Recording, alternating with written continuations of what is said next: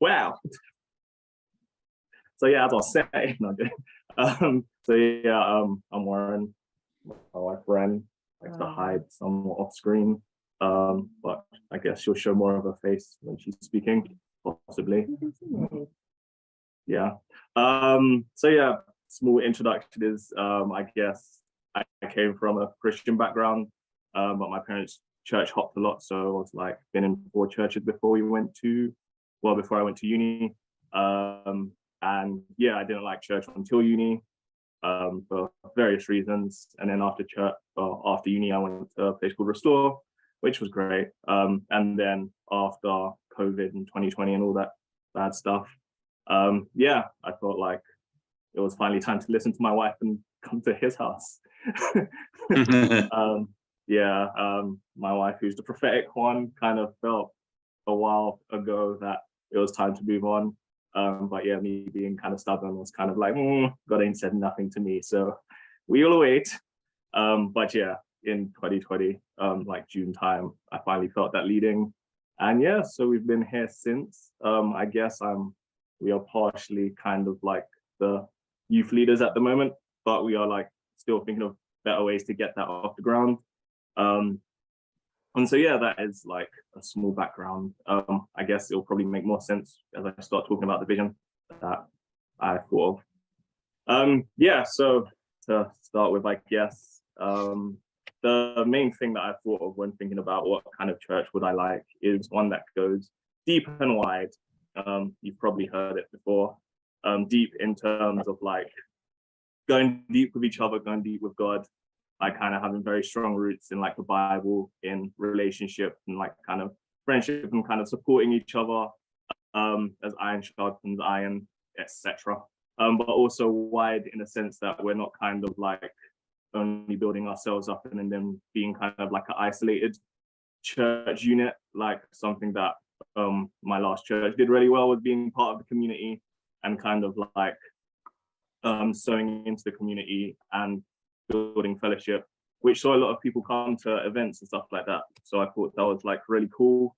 So yeah, but as said, in different churches that I've seen, some of them try to go deep, as I've already said, which is kind of just like they end up isolated and they're not really helping anyone or kind of like bringing anyone to God, not really like kind of going about the goal of church, in which case was obviously not great. And then on the flip side, other churches went really wide, but that just meant that like no one kind of knew each other. There wasn't much fellowshipping. There wasn't kind of like grounding and support. So it just led to people being burnt out and like tired and not knowing why they were doing what they were doing.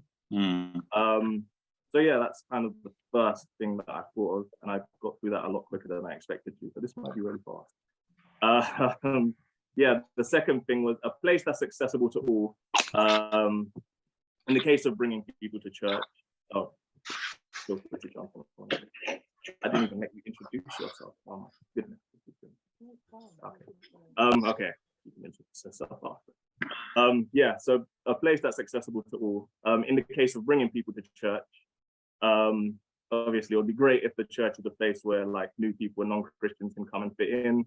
And so kind of like, yeah, for example, if someone who was in like the most evident sin that one could think of came to the church, would they still be able to feel accepted or loved?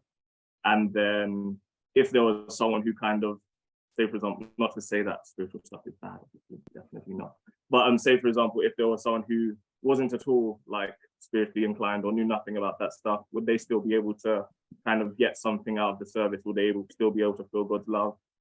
So yeah, I said not to say that, you know, cut out the spiritual stuff, because obviously we definitely should have the spiritual stuff. But yeah, kind of also a place for non-Christians to come and feel like they have gained stuff. They have felt accepted and loved.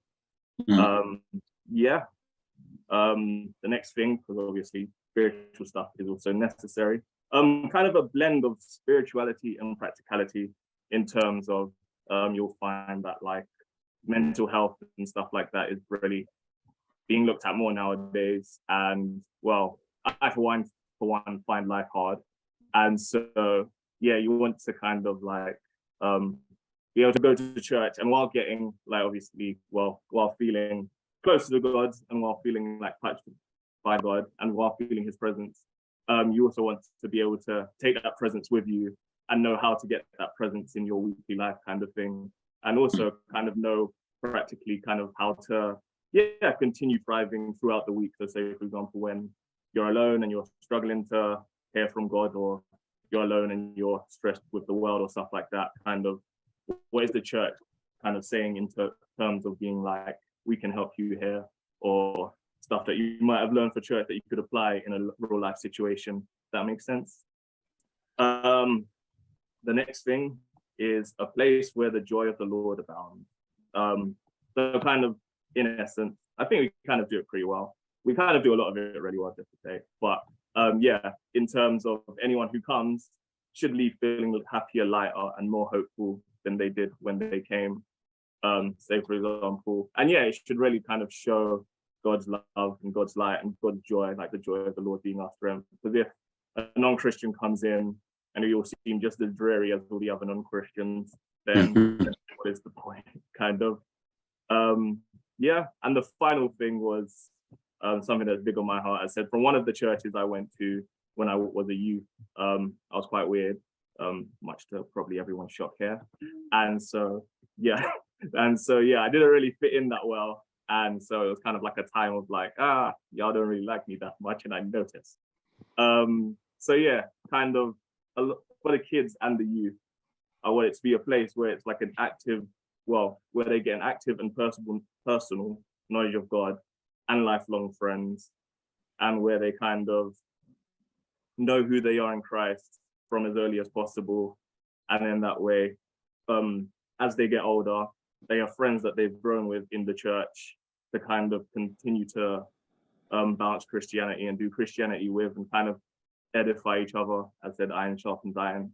And then as they go out into the world, to uni, stuff like that, then they kind of already know who God is, already know how to communicate with him for themselves. And so it's not kind of like, I'm 22 and I'm a Christian that only knows of God through my parents, or I know loads of the Bible, but I have no relationship with him. I think that's kind of a very monologue-y gist of my vision. So pass it to the better. Okay, pass it to the better half.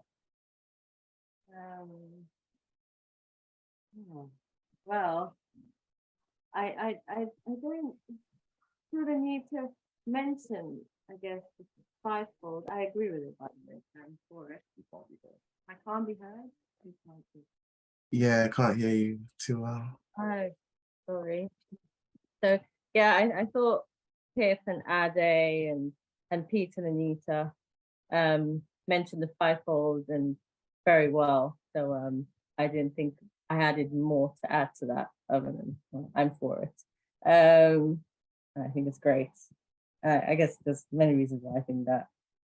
But I think for church, when I think of church, I think my vision's changed over the years, and a lot of that's been due to experiences, and I'll probably share some of the few experiences that's impacted me, that's shaped what I think my vision for church is. And one of those is being a lighthouse in the community.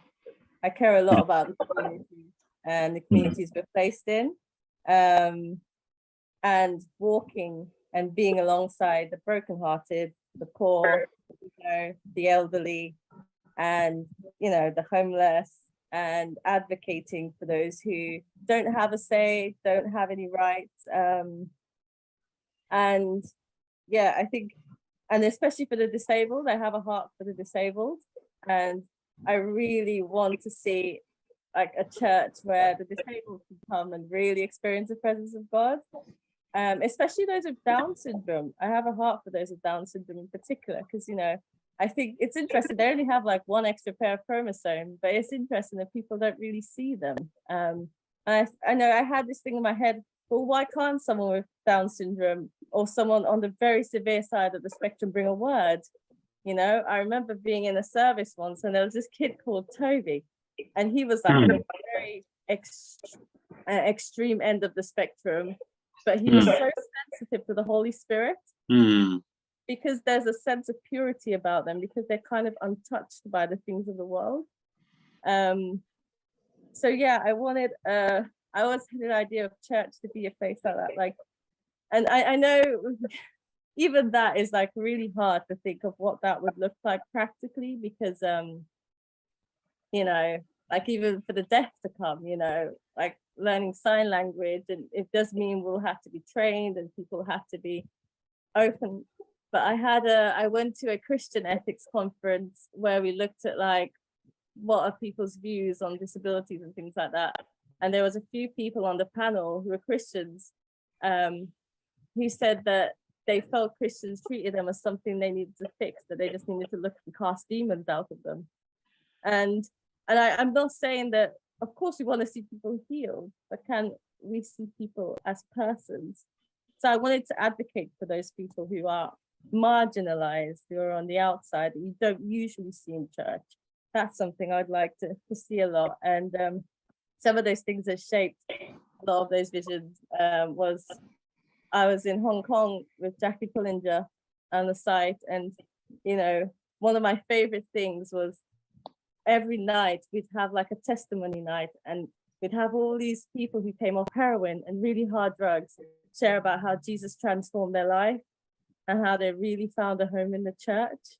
And for me, it was just the best thing ever. And I thought, oh, what if people can come and we can see people set free from those things, you know, that when people think of church, they think, oh, this is somewhere I can come and be set free and be part of and find family. And not, you know, in that area, I think rehab wasn't even the first thing that people think of. They just go straight there. And so, yeah, that was like, so yeah, that was something that really shaped it.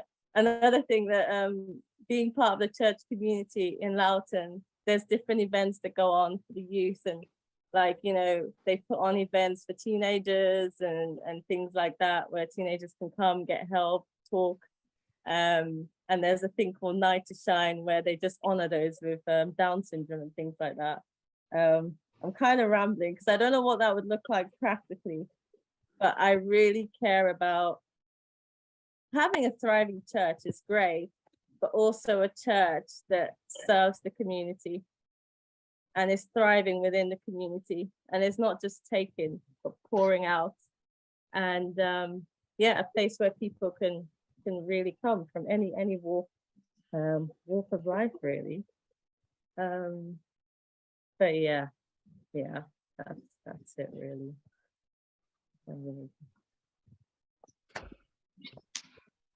That's amazing. Thank you, guys. Honestly, I'm almost upset I haven't heard this before, because I think there's so much that you guys have hit on that. Yeah, and it's the beauty of having, or I think it's the beauty of God creating us so different, but then being able to share like this gives us all a perspective that I think is needed. I think, yeah, that's incredible. Thank you guys for sharing. Thank you so much for sharing. Open up to responses or questions, or otherwise. Oh, sorry. Have you guys finished? Sorry. Yeah, no, I think yeah, no, it'll be good to hear anyone's response or questions, and then maybe we can pray into it, because I think there's a lot that we'd probably need to pray into for that, definitely. Yeah, go ahead, Fish. It's like a kid. Sorry, I couldn't put my, no, I didn't know where the button is. That was amazing. I just wanted to respond a bit like what Pete said. I'd had no idea that you had this heart for the disabled. And I feel very moved by that. And I feel very excited. That's something that, you know, I'm really excited about getting behind that. I didn't know how we do it either, but with the heart, we'll get away, won't we? With the will roll, we'll get away. But that was extraordinary, you guys. I'm a bit surprised. I don't know why I shouldn't be, really. I feel I should know these things. but anyway, so I wanted to respond saying, wow, that was just another part of the church. It's so exciting. And I just like the heart. And I just wanted to affirm you in something. I'll shut up, I promise. But I've watched you with the youth, Warren, Ren, but one particularly. And they So are I like, can't quite hear you. oh, sorry. I watched you with the youth, and they do that. You're like a magnet. You're like when you go around the youth, it's literally like a powerful magnet being shoved in a bucket of nails, and they just come around you. It's extraordinary. It's just, it's a rather random expression, I know, but a picture, but it is like that. It's like, boom, everything comes to you, and it's amazing.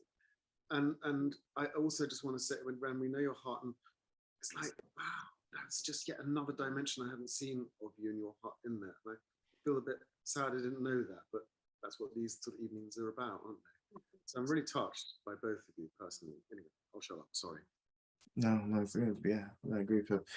Isaac, you raised your hand. It's gone now, but Yeah, sorry. I think it's going to be a bit annoying because I'm basically just going to say the same thing. I just get very excited by hearing about this, and just wanted to thank you both, because that was really great. You know, I mean, this kind of stuff really excites me.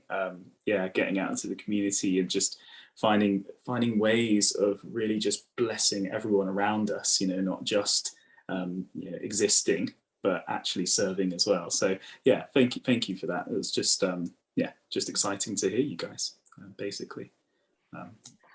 Yeah, so not much, but just thankful. Good. No, thank you. No, good. Sean, you raised your hand as well. Yes, really quickly, just want to say, when you were sharing, I really sensed the frequency of the Lord in it. So the Lord's heart, you are speaking something that's right on God's heart. So yeah, so I can really discern it, his frequency in what you are sharing. Yeah, just want to confirm that. It's good. It's good. Okay. If there aren't any other sort of immediate responses, I'll stop the recording intentionally now. Apologies for that earlier. And then we can pray. We can pray into this, because I feel a burden to pray. I feel a real burden to pray. So I'll stop the recording. And I'm just intrigued. I've got my whole question. No context answers. Yeah. Are you asking of examples of what this might look like? Is that what you're saying? Yeah. I know it's quite a general question, but I just wondered if you, it may be examples of what this might look like, but based on things that you have seen yourself. You know, you gave one example when you were sharing, but was there any other kind of, you know, I'm just intrigued. Well, I think just by being active in the community and going along to stuff, like there's lots of charities that do things like befriending people, like there's, you know, hospices and things like that. So I think a lot of it is probably getting out really to connect and see those people.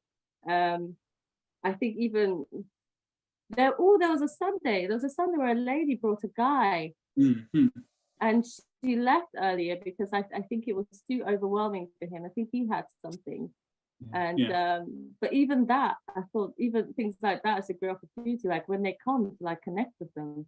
I mean, I managed to speak to her, but I couldn't remember what her name was. She has short hair. But I think a lot of it is just really getting out and seeing what's out there, or in whatever capacity that might look like. But also, I think when they do come, it's how we treat them really, and how we connect. Because even with that particular youth I mentioned, Toby, because of how he is, he would be in worship, but there are times when you'd see he'd start going off, and usually he goes off when the spirit, you know, is really strong. But what people do is they just don't really look at him or pay much attention to him. They kind of just let him get on and feel free. So I think that's what I meant by a lot of it. I think it's probably changing perspectives as well. But I know it's not as easy as it probably sounds, because I guess running a church and trying to make sure everything goes okay, if we did have people like that come, it does mean we'd have to be equipped for looking, or like, you know, maybe praying of how that might look like, because that could easily go quite wrong, as you can imagine. Yeah, no, thank you. That's And helpful. with the Night to Shine, what they would do is they would put an event, basically it was a disability outreach, and they'd have an event on, and the church would donate funds to that. That was at the other church. And they'd basically throw on this big dinner, and anyone within the community would come and sit, and they would like give them goodie bags and things like that, and share Jesus with them. And a lot of them like that, and they'd come back every year. So it might be put on event or something like that, like Christmas dinners, like they would do for the elderly or something. Yeah. If I could add to that, something that was good about the Night to Shine is how they really kind of edified and brought up the children. So it was a proper red carpet event. So they would all be like really dressed up, and then they would like walk down the red carpet, and everyone would be clapping and stuff like that. And yeah, the way they funded it the kind of fun church fundraisers that people do, like they did a Come Dine With Me once, kind of stuff along that side thing. But yeah, no, it was really nice because you would see pictures of how like happy they looked, and yeah, it just spread through the community really, and then got more helpers each year. And yeah, something that old church used to do, well, they had kind of like as I said, might just be something for the future. They kind of had like a shop. Well, it was kind of like the space of a shop, which was kind of like a community center. And so they had like people just waiting there, and people would pop in along the day and kind of just get talking and stuff like that. And so it was kind of like in the midst of the community where those people would be coming in, and through relationship, they would find out kind of like things going on. They would be pulled to like come to events, and then so they would come to like say a family fun day at the church where it's like some ministering, but it's not like deep kind of thing. And then as I said, they come to the family fun days, and then you would see them pop up on Sundays every so often, be like, oh, I came from the family fun day and I had a good time, so I thought I'd come and see what Sunday's like. And then yeah. Yeah, and I know also not a lot of us live in Wandsworth as well, so that's another thing. I guess we could be active in our own community. But I'm thinking like something I'd love to believe God for is a building where we could do things like that, whether it's give out food or have clothes for people on the streets or something like that. Because I think when you do things like that, you attract people anyway. So you would probably run into people, someone who's struggling mentally or physically, or it's the best place to meet people.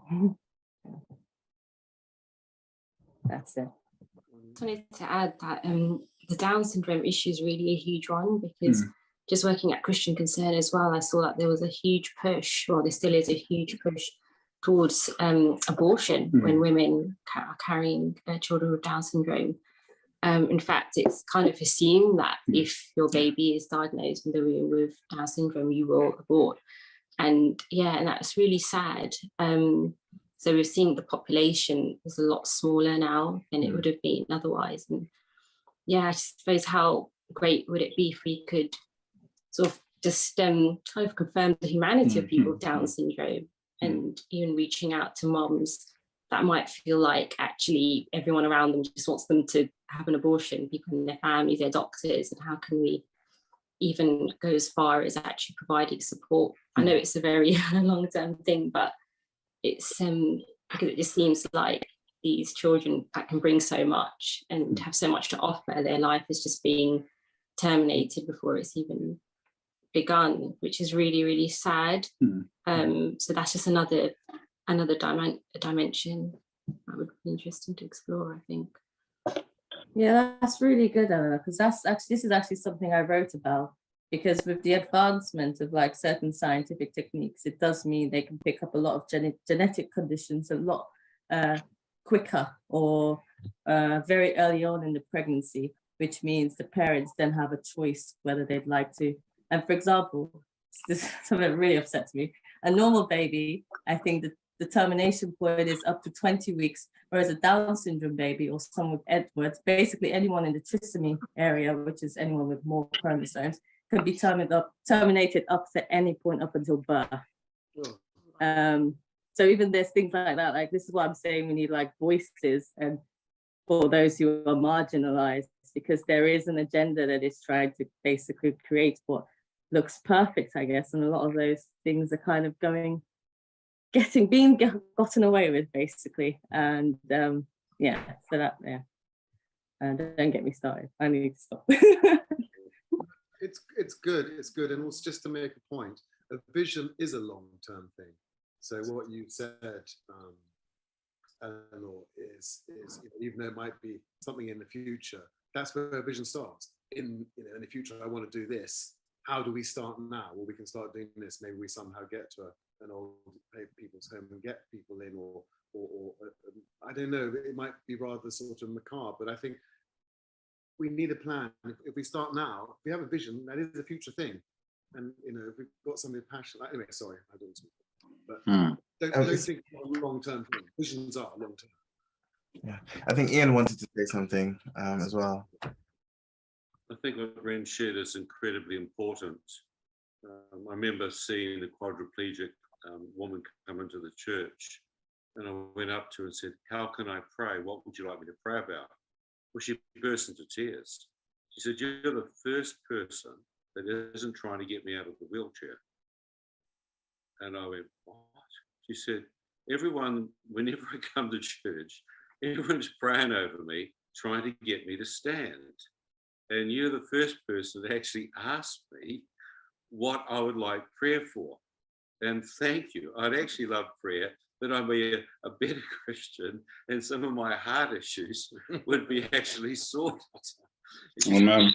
Thinks the key is my physical well-being, but actually I'm coming here and I'm always scared to come to church because everyone tries to get me to stand. And I thought, what an amazing thought. And then we had a friend of ours who had Kenton, who was Down syndrome. And I remember sharing one day just in the church, and I shared on the demonic realm. Next minute, Kenton focused like I've never seen. The mother was blown out. And as I shared and went for an altar call, he started to cry. The mother blew out. She said, "This boy has never had a tear come to his eye." From the time he was an infant. Since the time he's been an infant. Never. Never. How old was he at that point? 60. 16? Yeah, about 16 years of age. And I began to realize that they were seeing stuff that Christians weren't. They had a sensitivity in their spirit that was right outside. And I remember doing an outreach with a person who was mentally disabled, I don't know what terminology we should use now, but I was walking down the street with him because we were paired up to do outreach. And the Lord said, "I don't want you to talk, I want you to pray." And so we came up to these people, and this guy started talking. And you could see struggling to get all the words out. But the words that came out were straight from heaven. These people could not escape what the person was sharing. And I'm thinking, unbelievable. Ian, you've judged. You've got no idea what you're doing. And this kid just wham, straight into their heart of hearts. These people were expecting you could see they're almost being accommodating towards this kid, almost, what do you call it, condescending. But that guard just got dropped, and the word of God just went whack, straight into their hearts. And I was blowing out. And I remember I had another guy who had taken so much what they call angel dust, purple hearts, and his mind was fried. I mean, he was seeing stuff all over the place. Same thing, God said, "Don't you speak, let this kid speak." And I was blowing out. And I think so often we've underestimated some of the weaker people in the blind. Their sensitivity to hear, they can see more in the spirit, even though they're naturally blind. So I think what you're sharing, Ren, is so on the heart of God. And I think someone's got to lead us into how to minister to them, or how to hear and receive from them, and incorporate them in bringing words, incorporating them in being part of what we would call the body of Christ.